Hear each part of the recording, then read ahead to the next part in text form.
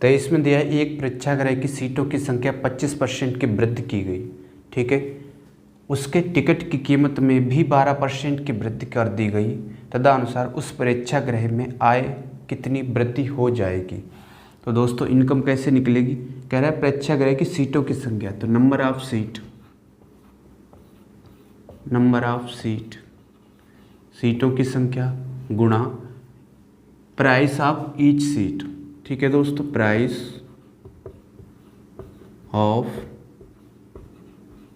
Each seat बराबर क्या आएगा, इनकम, ठीक है दोस्तों। मतलब सीटें कितनी है और प्रत्येक सीट का मूल्य कितना है, ठीक है। सीटें कितनी है, प्रत्येक सीट का, एक सीट का मूल्य कितना है, उसका प्राइस कितना है, वो अगर उनकी गुणा करेंगे तो इनकम बराबर निकलेगा। कह रहा है सीटों की संख्या में 25% की वृद्धि की गई।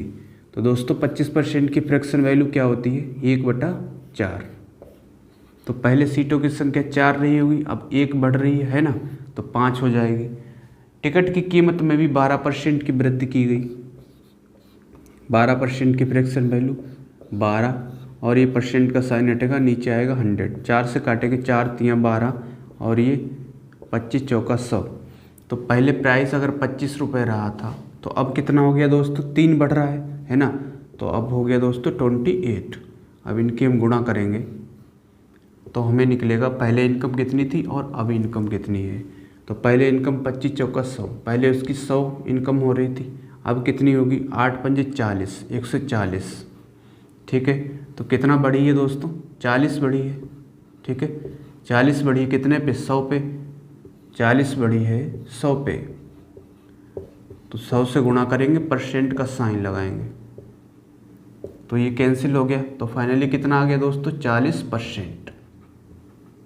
तो उसकी इनकम कितनी वृद्धि हुई है, 40% उसकी इनकम में वृद्धि हुई है, ठीक है दोस्तों।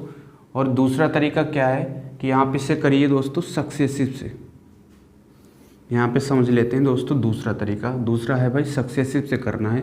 25% की वृद्धि हुई है और फिर 12% की वृद्धि हुई है, और 25 गुणा 12 और बटे आएगा 100,